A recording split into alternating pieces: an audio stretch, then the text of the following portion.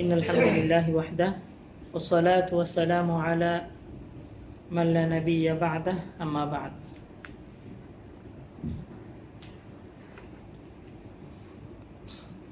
আমি আজকে আমার এই সংক্ষিপ্ত আলোচনায়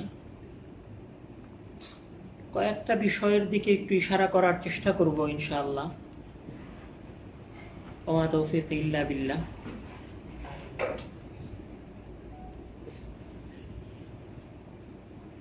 আমরা সবাই আদম আলাইহিস সালামের সৃষ্টির যে ঘটনা মহান আল্লাহ তাআলা পবিত্র কোরআনের মধ্যে বলেছেন, আমরা সেই ঘটনা এবং সেই গল্প মোটামুটি সবাই শুনেছি যে আল্লাহ তাআলা আদমকে সৃষ্টি করলেন, আদমকে সৃষ্টি করার পরে তাকে শিক্ষা দিলেন, তারপরে ফেরেশতারা তাকে সিজদা করলো, সিজদা না করার কারণে মহান আল্লাহ তাআলা ইবলিসকে তাড়িয়ে দিলেন। এই দীর্ঘ ঘটনা আমরা শুনেছি। এই ঘটনার উপরে আমরা দক্ষিণ জেদ্দা দাওয়া সেন্টারে একটা লম্বা আলোচনাও করেছি। আমি আজকে সেই লম্বা আলোচনাটুকু করছি না, সেই আলোচনার একটা ক্ষুদ্র অংশ আমি আমার আলোচনার প্রথম অংশে আলোচনা করব। সেই ক্ষুদ্র অংশটা হচ্ছে যে মহান আল্লাহ তাআলা আদম আলাইহিস সালামকে সৃষ্টি করলেন। তো উনি যখন আদমকে উনি সৃষ্টি করতেছেন, তখন উনি আদমকে এই কথা বলেন নাই যে আদমকে আমি ফেরেশতাদের সামনে যখন উনি আদমকে সৃষ্টি করার কথা উপস্থাপন করতেছেন, যেমন সূরা বাকারার মধ্যে এসেছে যে আল্লাহ তাআলা বলছেন যে আউযু বিল্লাহি মিনাশ শাইতানির রাজিম বিসমিল্লাহির রাহমানির রহিম ওয়া ইয ক্বালা রাব্বুকা লিল মালাইকাতি ইন্নী জা'ইলুন ফিল আরদি খলিফা ক্বালু আতাজআলু ফিহা মান ইফসিদু ফিহা ওয়া ইয়াসফিকু দিমা ওয়া নাহনু নুসাব্বিহু বিহামদিকা ওয়া নুকদ্দিসু লাক। তো মহান আল্লাহ তাআলা যখন আদমকে সৃষ্টি করার ইচ্ছা করলেন, তখন উনি ফেরেশতাদেরকে উদ্দেশ্য করে এটা বলেন নাই যে আমি দুনিয়াতে মানুষ পাঠাবো। মানুষের আরবি হচ্ছে ইনসান অথবা আন্নাস। উনি এটা বলেনি যে দুনিয়াতে আমি মানুষ পাঠাবো, বরং উনি বলছেন যে দুনিয়াতে আমি খলিফা। একটা ইউনিক ওয়ার্ড উনি ব্যবহার করেছেন এই জায়গায়, একদম সম্পূর্ণ আলাদা একটা শব্দ, যেটা হচ্ছে খলিফা। অর্থাৎ খলিফা শব্দের অর্থ কি? প্রতিনিধি। যে মহান আল্লাহ তাআলা দুনিয়াতে কি পাঠাবেন? প্রতিনিধি পাঠাবেন। সেই প্রতিনিধিটা কার? প্রতিনিধিটা কার? আল্লাহ তাআলার প্রতিনিধি। মানে আমরা যারা সবাই আছি তারা কার প্রতিনিধি? আল্লাহ তাআলার প্রতিনিধি। আচ্ছা, প্রতিনিধির বৈশিষ্ট্য কেমন হয়? প্রতিনিধি যেমন ধরেন যদি বলি যে বিএনপির প্রতিনিধি হয়, বিএনপির প্রতিনিধি হচ্ছে সালাউদ্দিন আহমেদ, আওয়ামী লীগের প্রতিনিধি হয়, সৌদি সরকারের প্রতিনিধি হয়। প্রতিনিধি কার আদেশ বাস্তবায়ন করে? তার মালিকের আদেশ বাস্তবায়ন করে। তাহলে আমরা যদি সবাই প্রতিনিধি হই আল্লাহ তাআলার, তাহলে আমরা কার আদেশ বাস্তবায়ন করতে বাধ্য? যদি সালাউদ্দিন আহমেদ বিএনপির প্রতিনিধি হয়ে বিএনপির দায়িত্ব পালন না করে, তাহলে তারিখ গিয়া তাকে দলে রাখবে না? রাখবে না। কিন্তু আল্লাহ তাআলা এখনো আপনাকে তার সাথে কি করেছেন? রেখেছেন। আচ্ছা, ওই অংশটা আমার আলোচনার উদ্দেশ্য নয়। আমার আলোচনার যেটা উদ্দেশ্য, যে মহান আল্লাহ তাআলা দুনিয়ার আর কোন সৃষ্টির ক্ষেত্রে উনি খলিফা শব্দটা ব্যবহার করেন না। ফেরেশতারা নুসাব্বিহু বিহামদিকা ওয়া নুকদ্দিসু লাক, আমরা আপনার তাসবিহ পাঠ করি, আপনার পবিত্রতা ঘোষণা করি। মানে ফেরেশতারা জানেই না গুনাহ কাকে বলে, ফেরেশতারা জানেই না যে কিভাবে আল্লাহর আদেশ লঙ্ঘন করতে হয়, এটা ফেরেশতারা জানে না। কিন্তু তারপরেও মহান আল্লাহ তাআলা ফেরেশতার ক্ষেত্রে কোনো সময় খলিফা শব্দ ব্যবহার করেন নাই। পৃথিবীর কোন সৃষ্টির ক্ষেত্রে উনি খলিফা শব্দ ব্যবহার করেন নাই। উনি মানুষের ক্ষেত্রেই একমাত্র যে ওয়ার্ডটা ব্যবহার করেছেন, প্রথম যে পরিচয় মহান আল্লাহ তাআলা মানুষের দিয়েছেন, সেটা কি? খলিফা। মানে মানুষ আল্লাহ তাআলার প্রতিনিধি। আর প্রতিনিধির সবচেয়ে বড় বৈশিষ্ট্যটা কি? মানে আল্লাহ তাআলার প্রতিনিধি হলে সবার আগে কোন সিফাত অর্জন করতে হবে, কোন গুণ অর্জন করতে হবে?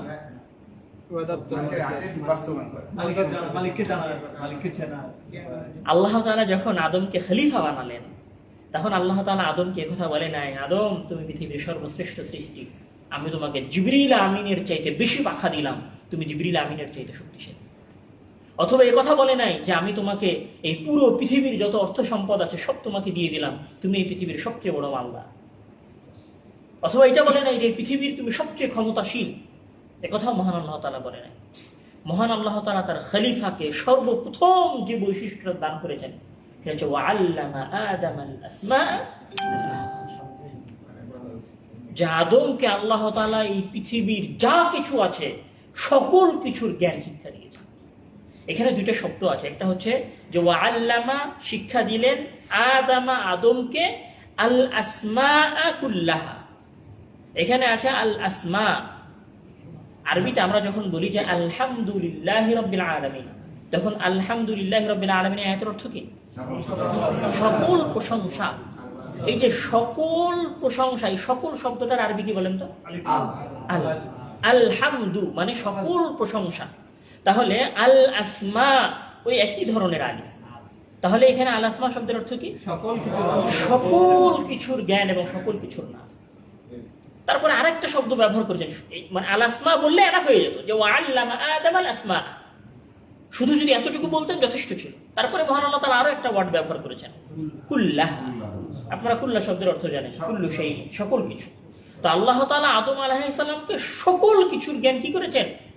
শিক্ষা দিয়েছেন। তাহলে এবং যেটা ধীরে ধীরে এখন আমাদের মাঝে বিকশিত হচ্ছে, মানে আদম আলাইহিস সালাম ফ্যান, লাইট, এসি, ফ্রিজ, পারমাণবিক বম, হাইপারসনিক বিমান, উড়োজাহাজ, এয়ারবাসের যত ইঞ্জিন আছে, মোবাইল, ক্যামেরার টেকনোলজি, গাড়ির টেকনোলজি, যা কিছু আছে এগুলো সব কিছুর জ্ঞান কার কাছে ছিল? আদম আলাইহিস সালামের কাছে ছিল। এবং সেটা ধীরে ধীরে বিকশিত হচ্ছে। আমি ওই আলোচনার দিকে যাচ্ছি না। এখানে যেটা বলতে চাচ্ছিলাম যে মহান আল্লাহ তাআলা মানুষকে খলিফা বানালেন, আর খলিফার সবচেয়ে বড় বৈশিষ্ট্য কি দিলেন? মানে আল্লাহ তাআলার যে খলিফা হবে, যে বান্দা হবে, সে কোনোদিন কি হইতে পারে না? মূর্খ হতে পারে না। মানে তার সাথে মূর্খ হওয়াটা কোনোভাবেই যায় না। খলিফার সবচেয়ে বড় বৈশিষ্ট্য হচ্ছে তাকে কি হতে হবে? জ্ঞানী হতে হবে, আলেম হতে হবে। আলিম আল্লাহ তাআলার বৈশিষ্ট্য, আলেম হতে হবে অবশ্যই। এরপরে দেখেন, এটা গেল প্রথম কথা। দ্বিতীয় কথা হচ্ছে যে মহান আল্লাহ তাআলা যখন আদম আলাইহিস সালামকে জ্ঞান শিখালেন, তারপরে যা কিছু আদম আলাইহিস সালামকে শিখিয়েছিলেন তার সবই ফেরেশতাদের সামনে প্রেজেন্ট করলেন। আমি কথাগুলো আগেও বলেছি আমাদের দক্ষিণ জেদ্দা যারা আছেন তাদের ভাইদের কাছে, ওনাদের কাছে এগুলো হয়তো পুরনো। তো ওখানে মহান আল্লাহ তাআলা বলছেন যে সুম্মা আরাদাহা আলাল মালাইকা, যত কিছুর জ্ঞান শিখিয়েছেন তার সবকিছু আবার উনি ফেরেশতাদের সামনে পেশ করেছেন। আরবিতে এখানে যে আরাদা শব্দটা আছে না, এই আরাদা শব্দটার অর্থ হচ্ছে কোনো কিছুকে এমন ভাবে পেশ করা যেটা দেখা যায়। মানে যেটা দেখা যায় না সেটার ক্ষেত্রে আরাদা শব্দ ব্যবহার হয় না। এই জন্য যে মোবাইলের যে গ্যালারি আছে না, যেখানে মোবাইলগুলো, ওই যে জারির বুক স্টোরে আপনি যাবেন, ওখানে মোবাইলগুলো সাজানো থাকে, মোবাইল, কম্পিউটার, তারপরে বই, পুস্তক, এগুলো সব সাজানো থাকে। ওই যে সাজানোর যে জায়গাটা, এটাকে আরবিতে বলা হয় মা'রাদ। আর ওই সাজানোর কাজটাকে বলা হয় আরাদা। তো এটা দেখা যায়, দেখা না গেলে সেটাকে মা'রাদ বলে না। এই জন্য মেলারে বলে মা'রাদ। সৌদি আরবে কোনো মেলা হলে সেটা মা'রাদ বলে, বড় বড় কোনো প্রদর্শনী হলে সেগুলোকে মা'রাদ বলে।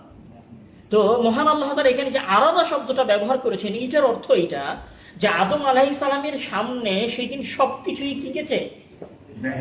দেখা গেছে। তো দেখানোর পরে মহান আল্লাহ তাআলা ফেরেশতাদেরকে কি বলেছেন? আনবিউনি বিআসমাইহা, তোমরা আমারে এই জিনিসগুলোর নাম বলে দাও তো, যদি তোমরা পারো, যদি তোমরা কি হও? সত্যবাদী হও। আচ্ছা, এই যে পারা না পারা, যে আদম তুমি বলো তো, আদম ফেরেশতা বলো তো, এটার নাম কি? এই যে জিনিসটা, এটাকে আমরা কি বলি বাংলায়? মানে যেমন ধরেন আমি যদি এখানে বোর্ডে এখন একটা ওয়ার্ড লিখে বলি যে এই শব্দের অর্থ কে কে বলতে পারবেন, আপনি বলেন তো, তখন এটা কি হবে? প্রতিযোগিতা। এটাকে কি বলে? প্রতিযোগিতা। তাহলে পৃথিবীর ইতিহাসের সৃষ্টির পরের সর্বপ্রথম প্রতিযোগিতা কিসের প্রতিযোগিতা ছিল? আমি কি আমার কথা বুঝাতে পারছি? পৃথিবীর ইতিহাসের সর্বপ্রথম যে প্রতিযোগিতা ছিল, সেই প্রতিযোগিতা কিসের প্রতিযোগিতা ছিল? জ্ঞানের প্রতিযোগিতা। মানে মহান আল্লাহ তাআলা যখন আদম আলাইহিস সালাম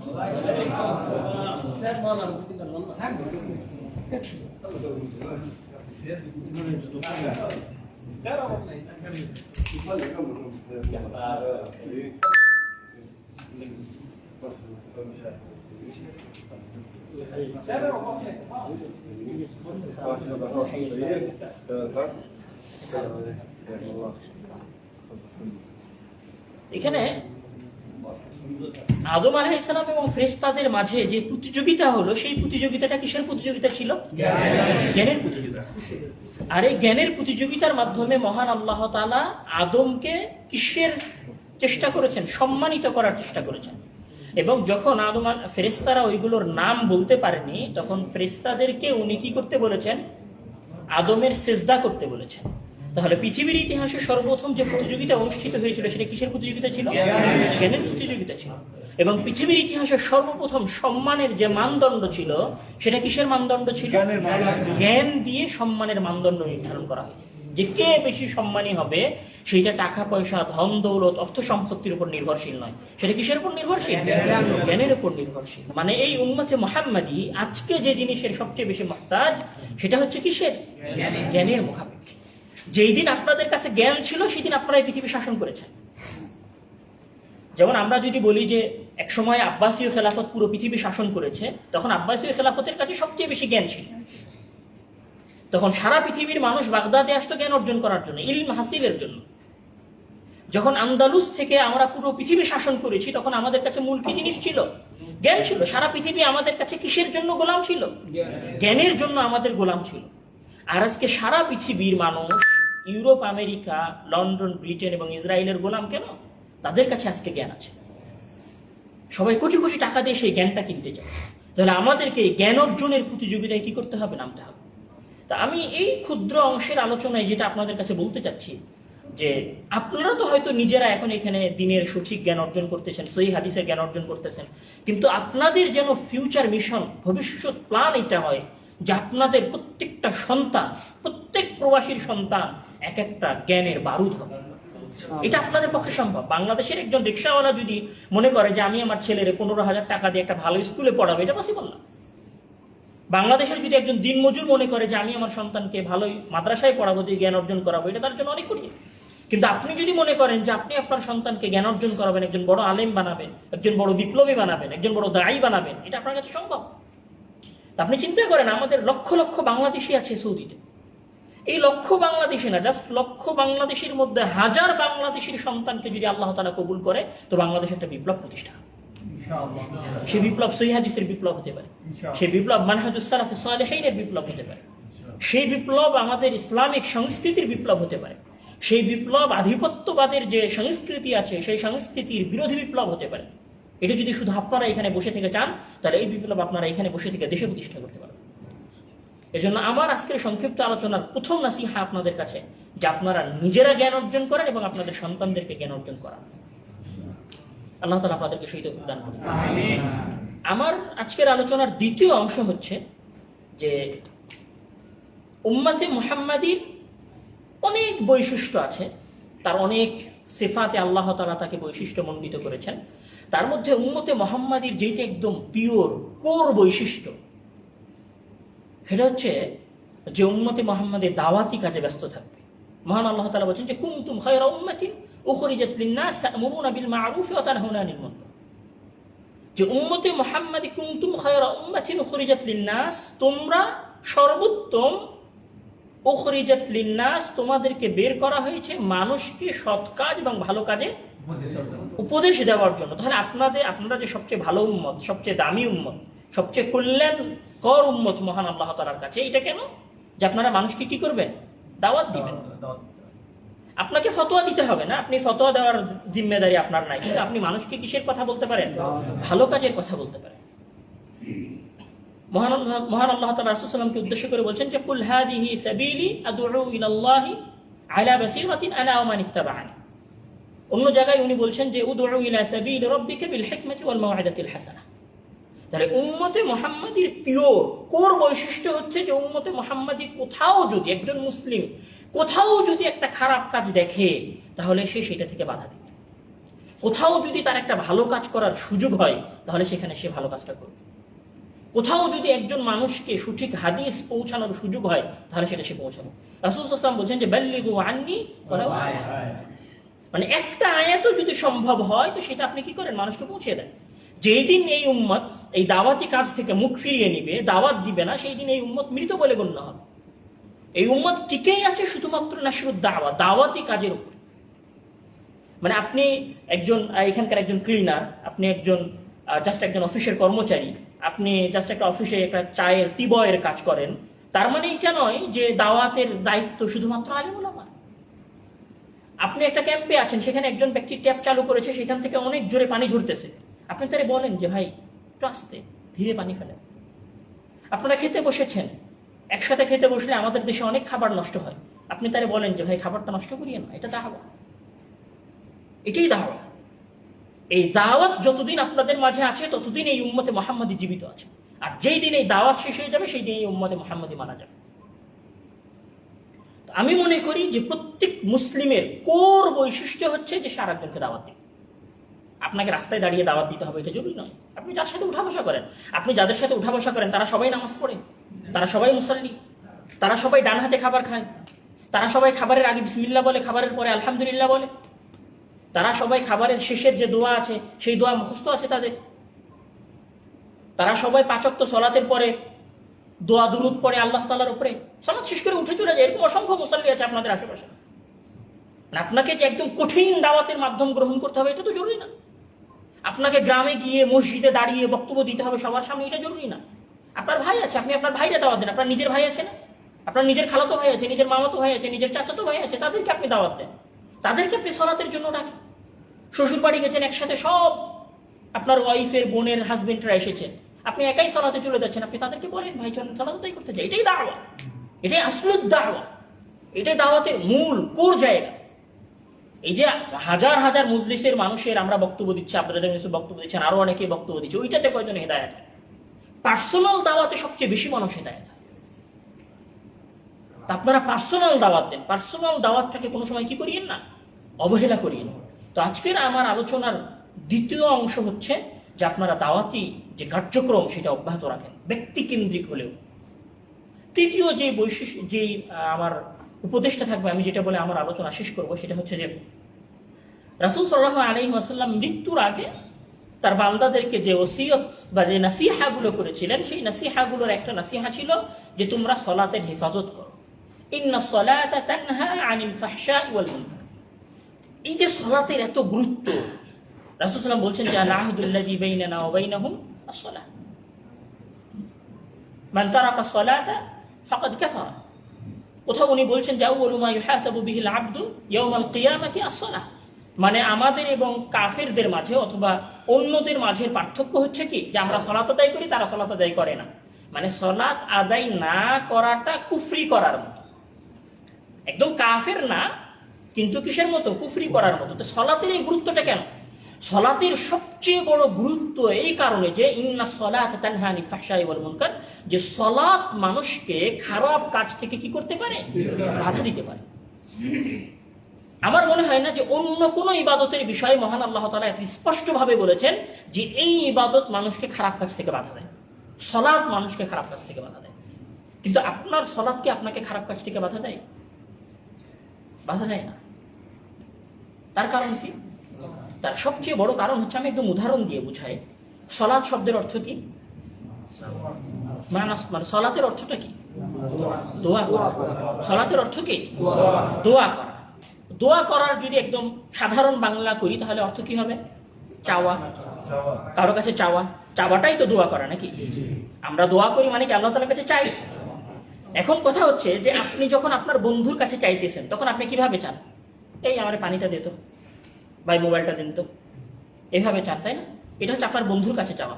আপনি যখন আপনার স্যারের কাছে চান, স্যার একটু যদি আমাকে এই পড়াটা বলে দিতেন। যখন আপনি আপনার মুদিরের কাছে কোনো কিছু চান, এটা আমার জন্য করে দিলে একটু ভালো হতো। মানে কার কাছে চাইতেছেন সেটার উপর ভিত্তি করে আপনার চাওয়ার ধরন পরিবর্তন হচ্ছে। পরিবর্তন হচ্ছে না? অবশ্যই পরিবর্তন হচ্ছে। নাকি আপনার স্যারকে বলেন, স্যার আমার পালনটা দেন তো, এরকম করে বলেন নাকি?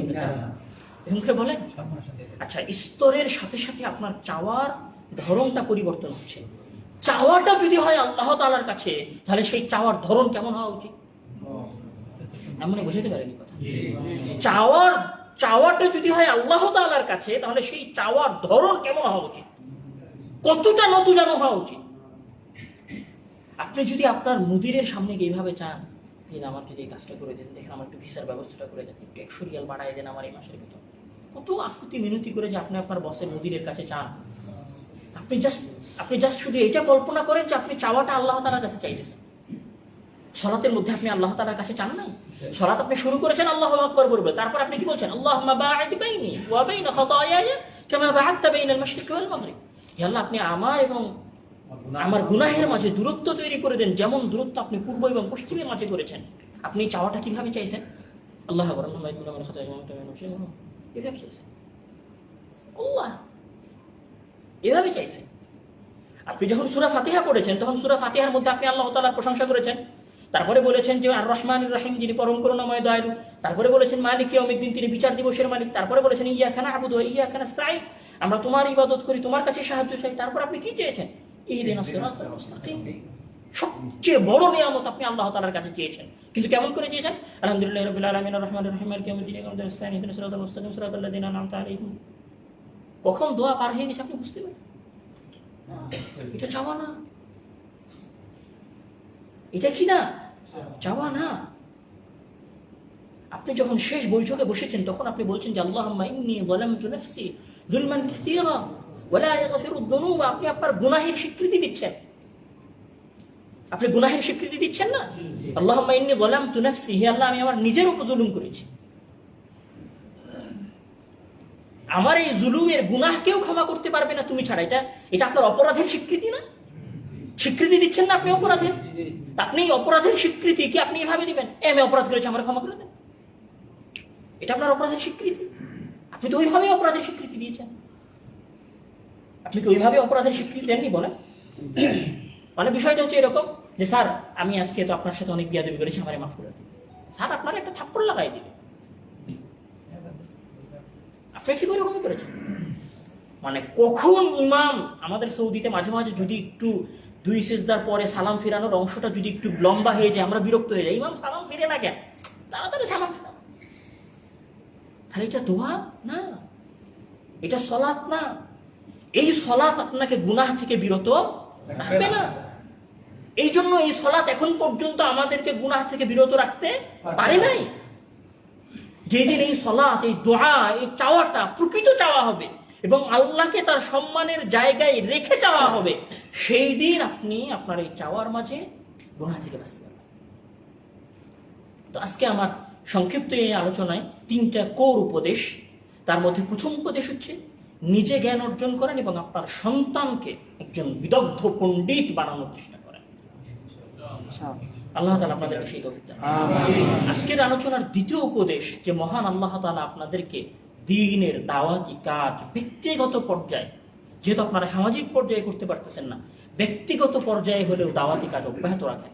এটা হচ্ছে এই দাওয়া সেন্টারগুলোর আমান আপনাদের কাছে। এই যে দাওয়া সেন্টারগুলো সাহেবদেরকে নিয়ে এসেছে, দাস দেওয়াচ্ছে, খাওয়ার ব্যবস্থা করতেছে, আপনাদের জন্য বিল্ডিং ভাড়া নিয়ে রেখেছে, এই যে ইস্তেরাহাগুলো ভাড়া নিয়ে রেখেছে, এটার আমানা হক তখনই আদায় হবে যখন আপনি দাওয়াতি কাজ করবেন দেশে। তাহলে আমরা দাওয়াতি কাজ করবো, এটা হচ্ছে আজকের দ্বিতীয় উপদেশ। আর আজকের তৃতীয় উপদেশ হচ্ছে যে আমরা সালাত আদায় করবো অন্তর থেকে, হৃদয় থেকে, চাওয়ার মতো করে মহান আল্লাহ তাআলার কাছে চাইবেন।